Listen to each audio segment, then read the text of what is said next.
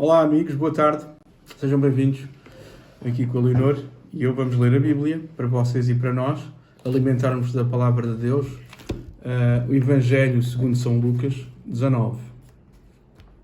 E tendo entrado em Jericó, Jesus atravessava a cidade, e eis um homem de nome Zaqueu, que era chefe dos cobradores de impostos, e ele próprio um homem rico.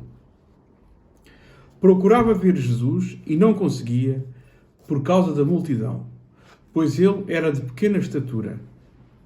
Correndo à frente, subiu a um sicômoro para o ver, mas ele estava para passar por ali.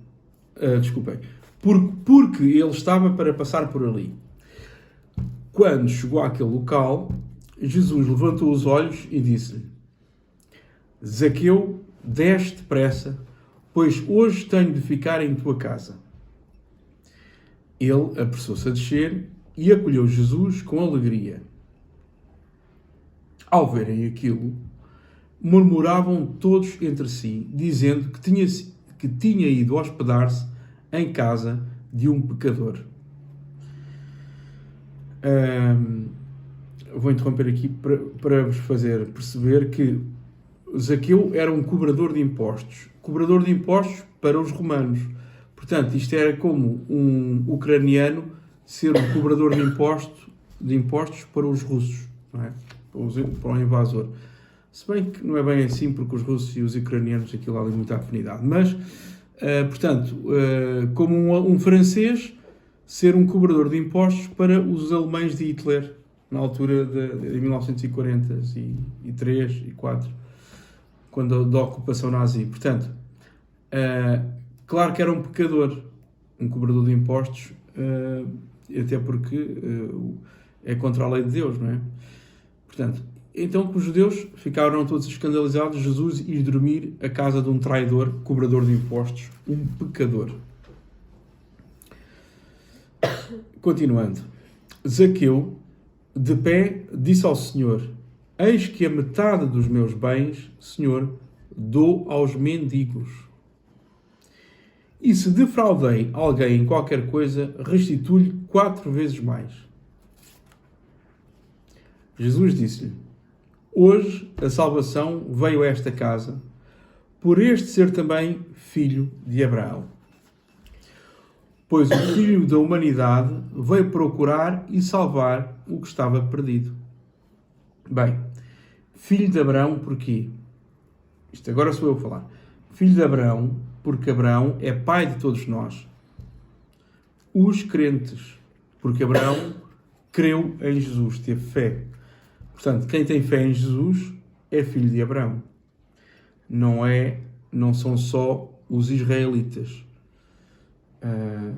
Nós também somos herdeiros de Abraão, da fé. Não é? Portanto, daí a alegria de Jesus e mais uma vez a mostrar-nos que ele veio para os doentes, os pecadores, não para os que já são justos e que julgam que não cometem pecado. Continuando.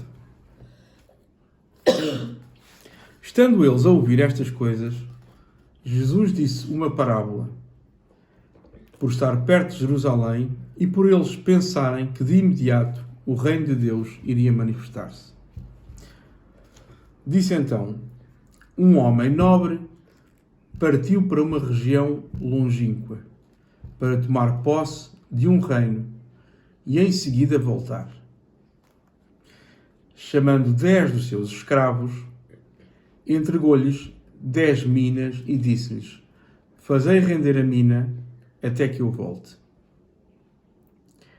Mas os seus concidadãos odiavam-no e enviaram uma embaixada atrás dele, para dizer: Não queremos que ele seja nosso rei.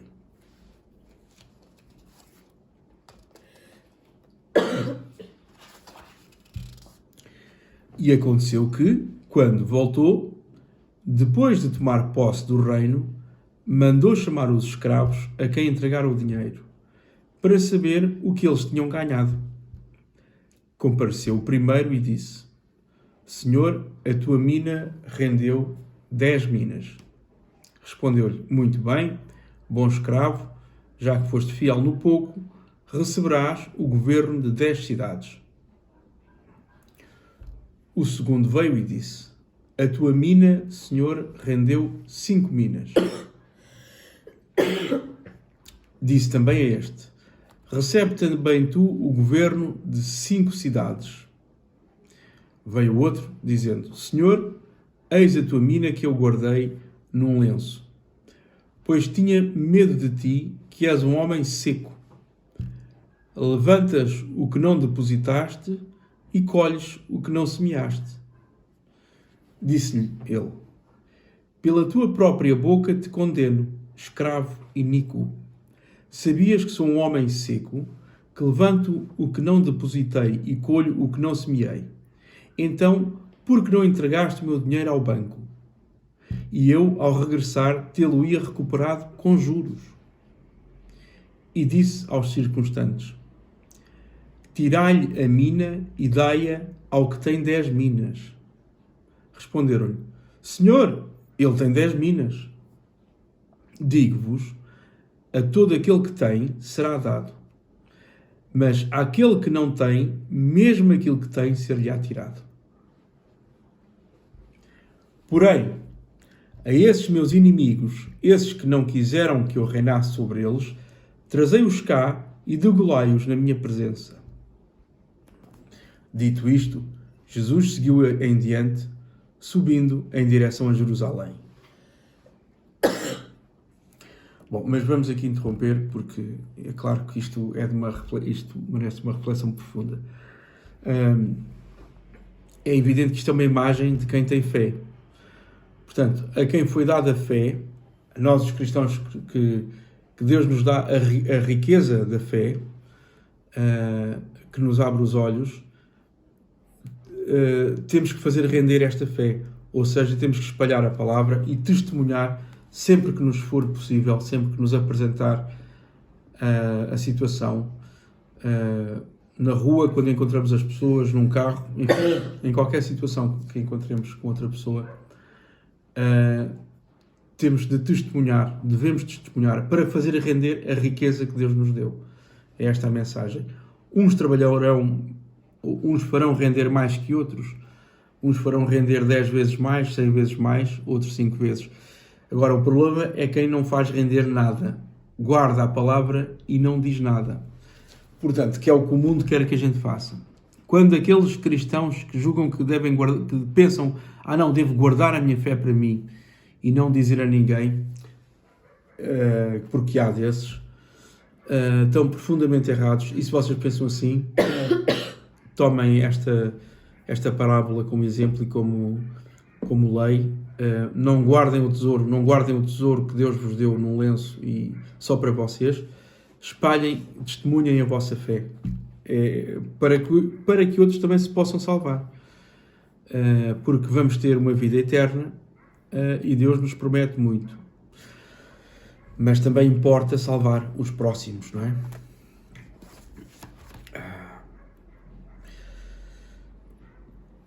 É isto.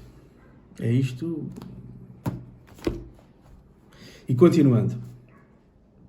Portanto, dito isto, Jesus seguiu adiante, subindo em direção a Jerusalém. E aconteceu que, ao aproximar-se de Betfagé, ou Betfagé, e de Betânia, junto do chamado Monte das Oliveiras, Jesus enviou 2 dos seus discípulos, dizendo: Ide à aldeia em frente, e ao entrardes nela, encontrareis um burrinho preso, que ninguém montou ainda. Soltai-o e trazei-mo. E se alguém vos perguntar por que o soltais, direis assim: o Senhor precisa dele. Os enviados partiram e encontraram tudo como ele lhes tinha dito. Estando eles a soltar o burrinho, os donos disseram-lhe: por que soltais o burrinho? E eles disseram: porque o Senhor precisa dele. Levaram-no a Jesus e, deitando as capas sobre o burrinho, ajudaram Jesus a montar. Enquanto caminhava, estendiam as capas no caminho. Estando já próximo da descida do Monte das Oliveiras, toda a multidão dos discípulos começou a louvar alegremente a Deus, em voz alta, por todos os milagres que tinham visto, dizendo: Bendito que vem o Rei em nome do Senhor. No céu, paz e glória nas alturas. Alguns fariseus disseram-lhe do meio da multidão: Mestre, repreende os teus discípulos. E Jesus respondendo disse: Digo-vos que se estes se calarem, as pedras gritarão. Com licença.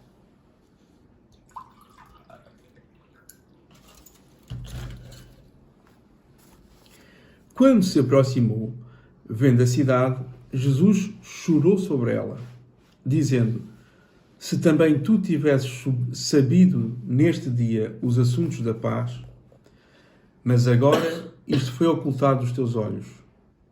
Virão dias para ti em que os teus inimigos te cercarão de trincheiras, te sitiarão e te apertarão de todos os lados. Esmagar-te-ão contra o sol, assim como aos teus filhos que estiverem dentro de ti. E não deixarão em ti pedra sobre pedra, por não teres reconhecido o tempo da tua visitação.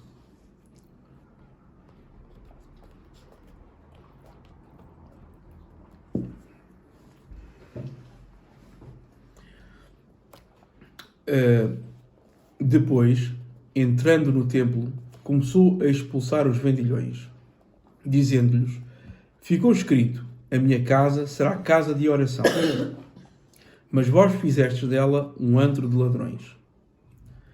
Ensinava todos os dias no templo. Porém, os sumos sacerdotes e os escribas e os chefes do povo procuravam matá-lo. E não encontravam como agir, pois todo o povo ficava suspenso ao ouvi-lo. Assim como nós também ficamos. Reparem nesta profecia que Jesus, nesta sentença que Jesus disse. Por Jerusalém não ter reconhecido o seu Messias, Jesus como Deus na terra, foi destruída. E conta a história oficial que foi destruída 50 anos depois, penso eu, depois da morte de Cristo. Uns 50 anos houve uma revolta, penso que foi a revolta dos Macabeus, não sei.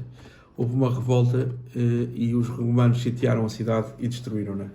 Agora, ainda resta lá um bocado do muro, portanto, talvez esta profecia ainda não se tenha cumprido totalmente. Porque Jesus disse, não ficará pedra sobre pedra. É uma imagem. É uma imagem, mas Jesus é literal. É exato com as palavras. Portanto, talvez esta profecia ainda não esteja totalmente cumprida. Também há uns que dizem que sim, e é interessante, os preteristas, que dizem que provavelmente a segunda volta de Jesus já aconteceu, que foi de facto nessa altura, só que a história oficial atribui a destruição de Jerusalém aos romanos,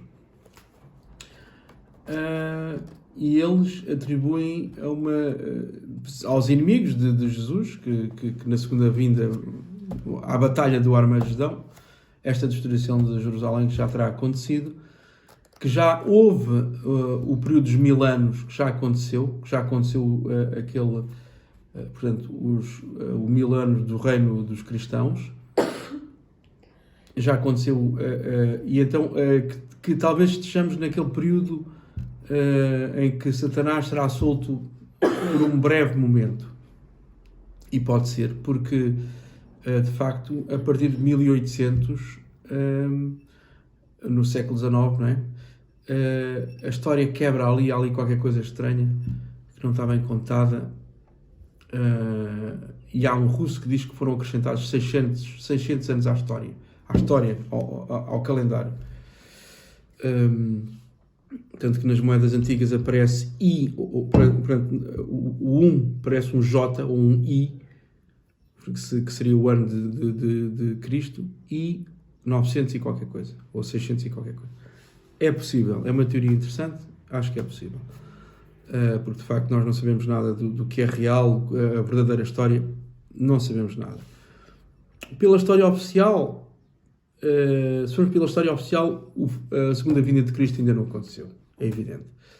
Se a história oficial é falsa, que é muito possível, e foi em que se acrescentou 600 ou 1000 anos, então o reino de Cristo já pode ter acontecido, sim, e então estaremos no tal breve período que o livro do Apocalipse fala, em que o Satanás será solto de novo, e é o que se vê em toda a parte. É só engano. É interessante. Portanto, é uma profecia importante esta que Jesus aqui faz, esta sentença a Jerusalém, porque é uma pista indicativa que merece estudo.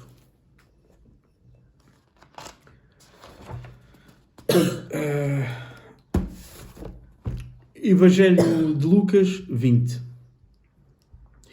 E aconteceu que num daqueles dias, ensinando Jesus o povo no templo e anunciando a boa nova, compareceram os sumos sacerdotes, os escribas e os anciãos, e falaram-lhe assim: diz-nos, apoiado em que autoridade fazes estas coisas, ou quem te deu tal autoridade? Jesus respondendo disse-lhes: também eu vos farei uma pergunta. Dizei-me, o batismo de João era do céu ou dos homens? Eles discutiram entre si, dizendo: se respondemos que era do céu, ele dirá: por que não acreditastes nele? Se respondermos que era dos homens, todo o povo nos apedrejará, porque estão convencidos de que João era um profeta. E responderam que não sabiam de onde era. Jesus disse-lhes: também eu não vos digo em que autoridade faço isto.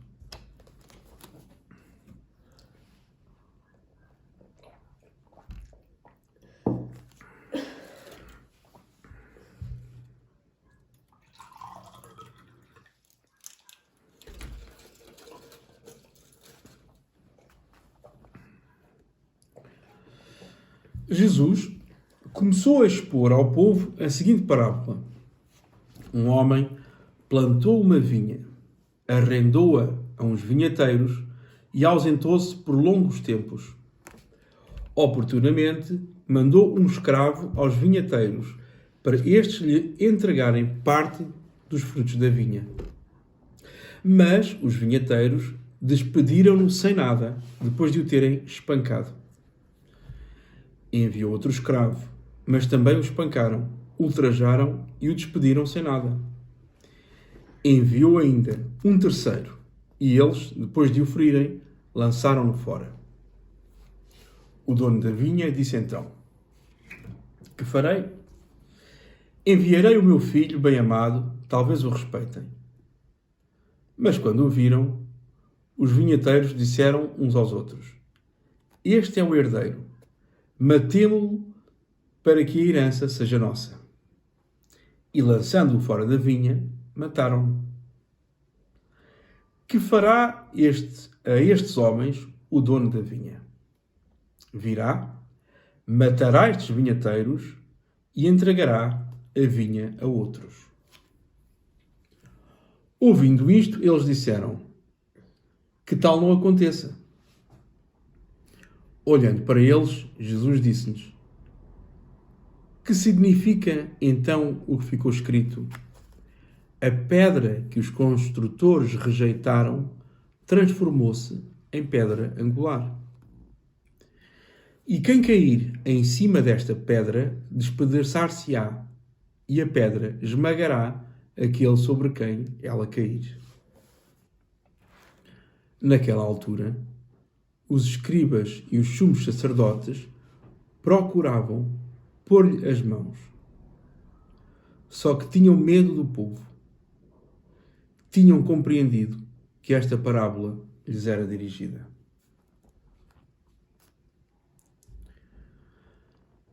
Então, puseram-se à espreita e mandaram-lhes espiões.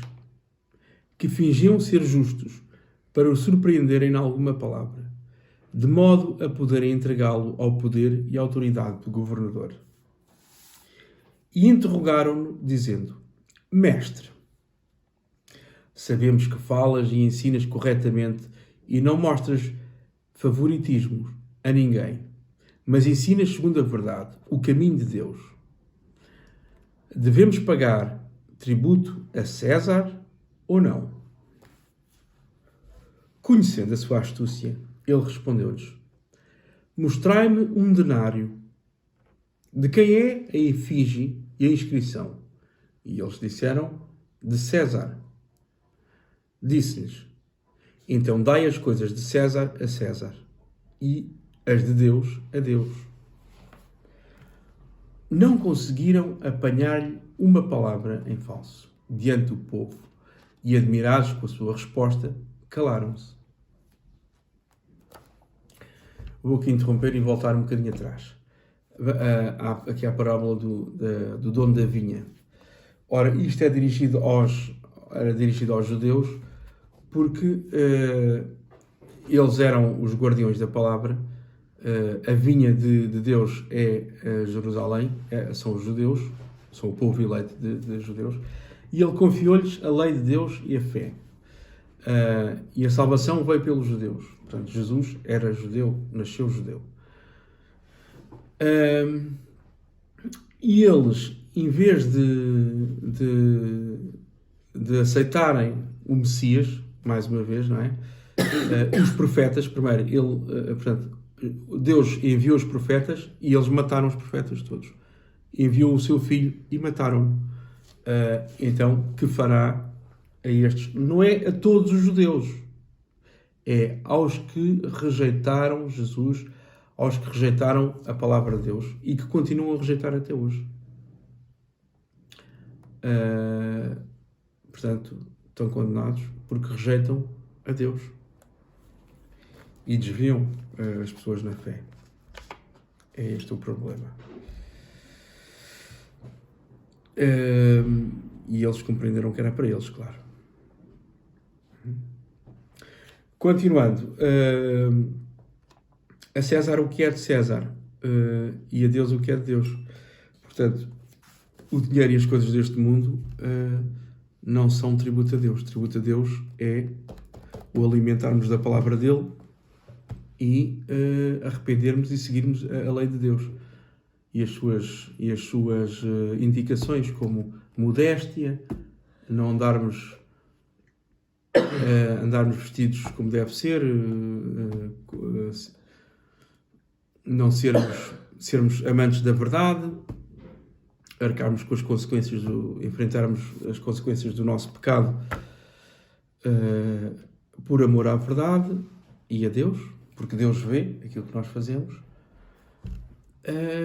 e seguirmos os valores de Deus que são contrários a este mundo. O casamento, a obediência, nos homens, obediência e submissão a Deus, as mulheres, obediência e submissão ao seu marido, ao homem. Estes valores que hoje em dia são completamente contrários ao mundo, não é? Porque se Deus ordena que assim seja, assim será.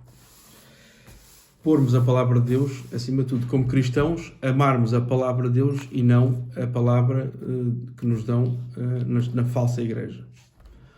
Ou na falsa... Enfim, quando nos desviam, não é? Adorarmos a santos, a imagens, a santos, santas e às imagens. Portanto, a idolatria, no fundo, é uma desobediência a Deus. E reconhecermos que é idolatria. Portanto, a Deus o que é de Deus. Compareceram alguns saduceus que negam a ressurreição, interrogaram: Mestre, Moisés prescreveu-nos que se morrer um irmão com mulher, mas sem filhos, o seu irmão casará com a viúva para fazer levantar semente ao irmão. Ora, havia 7 irmãos. O primeiro casou-se e morreu sem filhos. também o segundo e depois o terceiro. Casaram com a viúva. E o mesmo sucedeu aos 7 que não deixaram filhos e morreram. Por fim, morreu também a mulher. A mulher na ressurreição, de qual é mulher? Pois os 7 a tiveram como mulher. Jesus respondeu-lhes: os filhos desta vida casam-se e as mulheres são dadas em casamento. Mas aqueles que forem julgados dignos daquela outra vida e da ressurreição dos mortos não se casam, nem são dados em casamento. Não se casam nem são dadas em casamento. Pois já não podem morrer porque são semelhantes aos anjos e são filhos de Deus, sendo filhos da ressurreição. Que os mortos ressuscitam, também Moisés mostrou a propósito. Também Moisés mostrou a propósito da sarça, quando chamou ao Senhor o Deus de Abraão, o Deus de Isaque e o Deus de Jacó. Deus não é Deus dos mortos, mas de vivos, pois todos para ele estão vivos.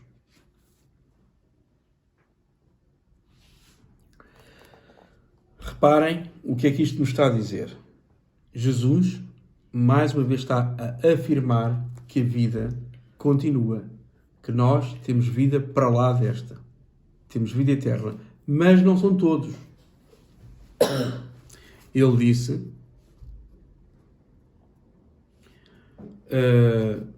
sendo filhos da ressurreição, pois já não podem morrer. Portanto, vamos ter uma vida eterna. E aqui, mais uma vez, o afirma. Importantíssimo. Para além de que, pronto, como vamos ser como os anjos, não haverá casamentos, nem serão dadas em casamento. É uma vida eterna. Será outra coisa que ainda não sabemos. Portanto, temos aqui Deus a afirmar, outra vez, e daí a importância de acreditarmos nele, que nos vai ressuscitar. Não tenham medo da morte. Não tenham medo de quem vos pode matar o corpo, disse Jesus.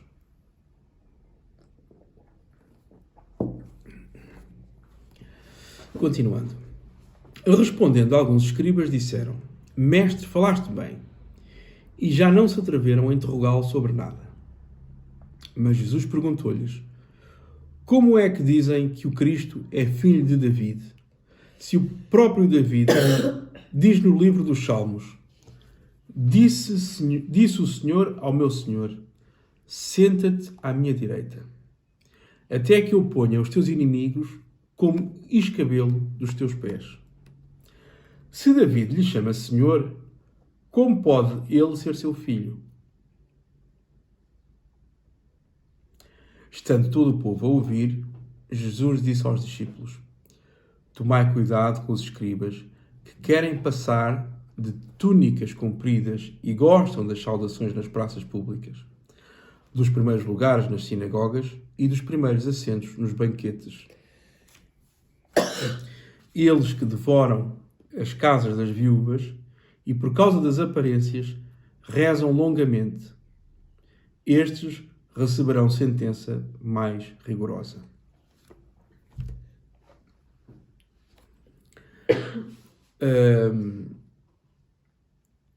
Portanto, é interessantíssimo.